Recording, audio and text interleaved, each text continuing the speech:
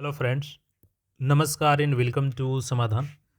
साथियों, उम्मीद है कि आप सब अच्छे होंगे और साथ ही साथ आपकी स्टडी भी अच्छे से चल रही होगी।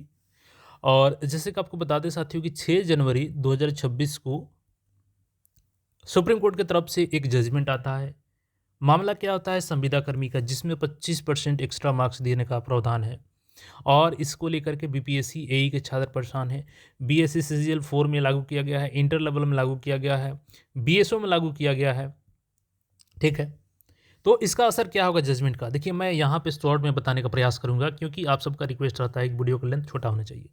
तो देखिए, इस वीडियो में मैं केवल ये बताऊँगा कि आपका इस पे क्या इफ़ेक्ट पड़ेगा, और बाकी इसके अलग से हम 15 से 16 मिनट का एक वीडियो डिटेल्स में बताएंगे, जिसमें जजमेंट को आसानी से आपको समझाएंगे कि आखिर इससे कैसे सीजीएल 4 अभ्यर्थियों के लिए खुशखबरी है। फाइनली यहाँ पे मैं शॉर्ट में बता देता हूँ, फिर वो कल वीडियो हम आपको देंगे। आज इस वीडियो में पूरी जानकारी को समझिए और ध्यान दीजिएगा। इसमें आप लोग ये मत पूछिएगा सर ये कैसे हो गया, वो कैसे हो गया, क्योंकि मैं वो अभी कारण नहीं बताऊंगा, क्योंकि वीडियो हो जाएगी लॉन्ग और आप सबकी डिमांड रहती है कि शॉर्ट वीडियो बनाइए।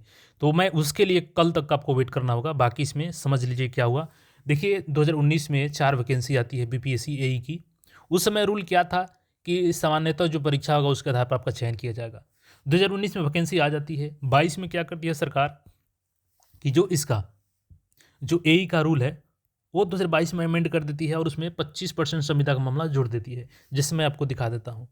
अब देखिए, चूंकि वैकेंसी 2019 में आती है, उस समय रूल में ये वाला नियम नहीं रहता है कि 25% एक्स्ट्रा निबंधक को दिया जाएगा। ये रूल आता है 2022 में। लेकिन सरकार क्या करती है कि प्रोविजनल मेरिट लिस्ट आने के बाद ये अमेंडमेंट को बैक डेट से लागू कर देती है, यानी कि जो 2019 की वैकेंसी है अब उसमें भी संविदा को लगा देती है। इससे असर होता क्या है कि जो इस मेरिट में आए थे सामान्य अभ्यर्थी, वो संविदा कर्मी के वजह से इस मेरिट से आउट हो जाते हैं। ये पहुंचते हैं आपके हाई कोर्ट पटना में। हाई कोर्ट पटना बोलती है कि ये सरकार का पॉलिसी है, ये सरकार पॉलिसी लाई है, तो ये पॉलिसी गलत नहीं है और अभ्यर्थियों को खाली हाथ लौटना पड़ता है। लेकिन अभ्यर्थी चले जाते हैं सुप्रीम कोर्ट, और सुप्रीम कोर्ट बोलती है कि देखिए, सुप्रीम कोर्ट का हमेशा से कहना है कि अगर खेल का शुरुआत हो गया है तो खेल के बीच में आप नियम में बदलाव नहीं कर सकते हैं। और ये आर्टिकल 14 एंड 16 का एवोल्यूशन है, और इस आधार पे जो हाई कोर्ट का फैसला होता है कि ये वैलिड है, तो उसको सेट असाइड कर दिया जाता है। यानी कि हाई कोर्ट के फैसला को सुप्रीम कोर्ट रद्द करती है और फैसला ये देती है कि 2 महीने के अंदर, जो 6 तारीख का ये जजमेंट आया है, 6 तारीख के बाद से 2 महीने के अंदर में स्ट्रिक्टली 2019 का रूल फॉलो कीजिए आप।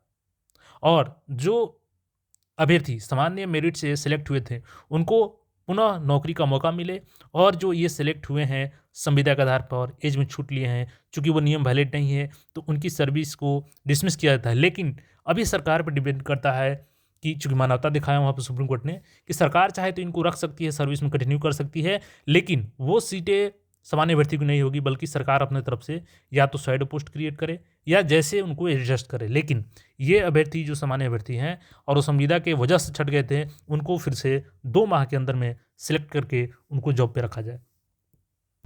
अब देखिए, चूंकि ध्यान रखिएगा, ये जो आपका अपील किया गया था ना सुप्रीम कोर्ट में, ये अपील ये नहीं था कि ये रूल गलत है कि सही है, 25% हटाइए या नहीं हटाइए, ये इसके लिए ये मतलब कि पिटीशन नहीं दायर किया गया था।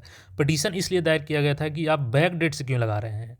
और सुप्रीम कोर्ट ने भी ये मतलब सही गलत फैसला नहीं दिया है, बल्कि ये दिया है कि आप पुराने वैकेंसी में नए नियमावली को कैसे लगा सकते हैं। और द रेट्रोस्पेक्टिव, देखिए रेट्रोस्पेक्टिव था मतलब कि आप बैक डेट से नहीं लगा सकते हैं इस रूल को।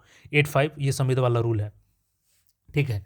और और देखिए, इसमें डिसीजन में ये सुप्रीम कोर्ट ने माना कि जो हाई कोर्ट ने बोला कि ये सरकार का पॉलिसी है और इसको हम गलत नहीं मान सकते हैं, तो ये बिल्कुल गलत है। और ये आर्टिकल 14 और 16 का उल्लंघन भी है, क्योंकि equality under article 14 and 16 constitution of India. तो इसमें यह है कि चूंकि ऑलरेडी प्रोसेस बिगिन हो गया था और अब बैक डेट से लगा रहे हैं, इसलिए इसको बोला गया कि आप जल्द से जल्द जजमेंट के विदिन 2 मंथ्स, देखिए गया विदिन 2 मंथ्स आपको। और रूल कौन सा लगाना है, तो स्ट्रिक्टली फॉलो करना है रूल। देखिए यहाँ पे मैं दिखा दूँ आपको, सॉरी यहाँ पे देखिए, strictly rule follow the on amendment 2019, यानी कि जो 2019 का सिंपल रूल था जिसमें संविदा का नहीं था, उस रूल को फॉलो कीजिए। और यहाँ पे जो जॉब में ऑलरेडी है इनको डिसमिस करने के लिए बोला गया है, या सरकार अपनी तरफ से इसको एडजस्ट कर सकती है। तो देखिए, अब इसका असर सीरियल 4 पे क्या होगा। देखिए, जैसा कि मैंने बताया कि ये जो अपील किया गया था, ये अपील ये नहीं था कि ये 25% संविदा गलत है, अपील ये था कि आप बैक डेटेड क्यों लगा रहे हैं। तो देखिए 2019 के पहले की 2022 के पहले की वैकेंसी थी, 2019 में थी, तो उन लोगों को फिर से ज्वाइनिंग का मौका दिया गया है कि 2 मंथ के अंदर में सरकार उनको ज्वाइनिंग दे। लेकिन 2022 के बाद जो वैकेंसी आई है, अभी इस पे संविदा को लेकर के मामला वही है कि इस पे संविदा लागू रहेगा। यानी कि अभी बीपीएससी एई अभ्यर्थियों को कोई राहत नहीं मिली है, जो 2022 के बाद के वैकेंसी वाले हैं, लेकिन 2022 के पहले की वैकेंसी को राहत मिली है। तो सीजीएल 4 को राहत कैसे मिलेगी, अब ये देखिएगा, अच्छे से समझ लीजिए। अब चूँकि देखिए ये नियम क्यों आया, तो 27/9/2025 को बीएसएससी करती क्या है कि एक कॉरिजेंडम जारी करती है, शुद्धि पत्र, और बोलती है कि संविदा का नियम सामान्य प्रशासन विभाग के आदेश पे हम लोग इसमें जुड़ रहे हैं। देखिएगा यहाँ पे ये कि 25 अंक दिया जाएगा इनको। लेकिन क्या ये नियमावली में है सचिवालय? तो देखिएगा यहाँ पे ये 21/3/2025 लेटेस्ट नियमावली है सचिवालय की। यहाँ पे कहीं आपको संविदा का मामला नहीं दिखेगा। अच्छा, इसके पहले जो अमेंडमेंट है वो भी देख लीजिए। एक-एक चीज़ मैं क्लैरिटी के साथ आपको बताऊँगा। देखिए 5/12/2023 को एक अमेंडमेंट आता है। इसमें भी केवल यही किया जाता है कि सहायक को हटा करके सहायक प्रशाखा पदाधिकारी कर दिया जाता है। इसके बाद सारे अमेंडमेंट को हमने लिया है, मास्टर सर्कुलर लाया है इसका। और देखिएगा किसी भी समय इसमें जो भी संशोधन हुए हैं, इसमें अब तक कहीं भी ये पॉइंट नहीं जोड़ा गया है कि संविदा के आधार पे 25 अंक दिया जाए। लेकिन केवल सामान्य प्रशासन विभाग के आदेश के अनुसार बीएसएससी ने इसको जोड़ दिया है, जो कि सुप्रीम कोर्ट के जजमेंट के अनुसार वैलिड नहीं है। क्योंकि सुप्रीम कोर्ट ने किस आधार पर बोला है? आधार उन्होंने ये दिया है कि जो 2019 का नियमावली था, देखिएगा यहाँ पे जो 2019 का नियमावली था, उस नियम के अनुसार चूंकि वैकेंसी उस समय आई थी, तो उसी आधार पर चयन किया जाना चाहिए। वाट एवर आपकी कोई भी पॉलिसी हो, उससे कोई मतलब नहीं है। रूल में आपका जो नियम है उसी के अनुसार भर्ती होगी। लेकिन अब क्या है कि सरकार चूंकि 2022 के अनुसार ये कर दी है, तो एई का राहत अभी नहीं है 2022 के बाद वालों को। लेकिन सीजीएल 4 में जैसे हमने आपको दिखाया कि ये संविदा वाला रूल अब तक रूल रेगुलेशन में नहीं जोड़ा गया है। तो भले ही बीएसएससी ने कॉरिजेंडम जारी कर दिया है, लेकिन सरकार को इसको वापस लेना चाहिए, क्योंकि अगर नहीं लेंगे तो फिर छात्र इसी जजमेंट के आधार पर आगे बढ़ेंगे और फिर आपको अंततः वापस लेना ही पड़ेगा। देखिए सरकार जानबूझकर ये गलतियाँ करती है। क्या सरकार में बैठे लोगों को नहीं पता है कि जब हम अमेंडमेंट नहीं किए हैं रूल में, तो फिर ये नियम क्यों देना, क्योंकि ये तो वापस होगा ही।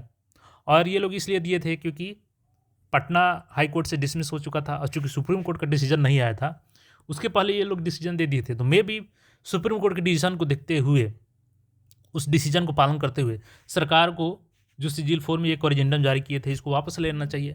हालांकि मैं शुरू से ही बोलते आया हूँ आपको कि एएसओ पे इसका कोई असर नहीं है। मैं उसका एक वीडियो दिखाता हूँ, उसको नहीं देखे हैं तो देख लीजिए। और ये जो जजमेंट है, मैंने जैसे कि बताया आपको कि कुछ कन्फ्यूजन यहाँ पे होगी आपको, लेकिन मैं डिटेल्स में कल इस पर बताऊँगा। लेकिन इतना जान लीजिए कि एएसओ में आपका संविदा को लेकर के कोई फ़र्क नहीं पड़ने वाला है। आप बिंदास होकर के तैयारी कीजिए। सरकार को ये नियम वापस लेना पड़ेगा जजमेंट के आधार पर। लेकिन बीएसओ की जहाँ तक बात है, तो बीएसओ के नियमावली में ऑलरेडी संविदा मेंशन है, तो बीएसओ में नहीं हटेगा, लेकिन सीजीएल 4 में ये नियमावली हटेगा। और देखिए समय समय पे जो भी ज़रूरी हो सकता है आपके लिए, मैं सारा अपडेट देता हूँ। जैसे कि बताया था कि एएसओ कितना है कि नहीं है। इसके अलावा एएसओ को संविदा में ख़त्म करने के लिए, किसी भी एग्ज़ाम में संविदा को ख़त्म करने के लिए सरकार एक आवेदन जो ले रही थी, उसके लिए हमने आपको बताया गूगल फॉर्म कैसे भरना है। तो ये सारी चीज़ें आप हमारे साथ जुड़े हैं तो समय समय पर बताते रहते हैं। और चूँकि देखिएगा हेल्प का मतलब ही होता है कि आपको, एडवाइस का मतलब ही होता है कि आपको हेल्प करना, ना कि आपको खुश करना। तो हो सकता है कि आप हमारे कई वीडियो में खुश नहीं होते हैं, क्योंकि हमारा प्रयास ही नहीं है आपको खुश करना। हमारा प्रयास है कि आपका हेल्प हो सके। तो एजुकेशन का मतलब ये होता है कि जो सच्चाई है उसको सामने बताइए, चाहे वो गलत आपको लगे या सही लगे, लेकिन जो सच्चाई है वो सच्चाई है। इसलिए सीजीएल 4 में आप लोग निश्चिंत रहें, चूँकि रूल में कहीं से मेंशन नहीं है कि संविदा को नंबर देना है और सरकार ज़बरदस्ती थोपी है, तो ये नियम बाहर होगा, क्योंकि सुप्रीम कोर्ट का जजमेंट अभी आ चुका है। बाकी इस पे मैं कल पूरे डिटेल्स के साथ जजमेंट में क्या क्या हुआ है वो सारा चीज़ 15 से 16 मिनट की वीडियो में कोशिश करूंगा आपको समझा सकूं। बाकी इस वीडियो में जो भी आपका राय है कमेंट करके बता सकते हैं, और आपकी तैयारी कैसी चल रही है वो कमेंट करके जरूर बताइएगा। मिलते हैं फ्रेंड अपडेट में। धन्यवाद।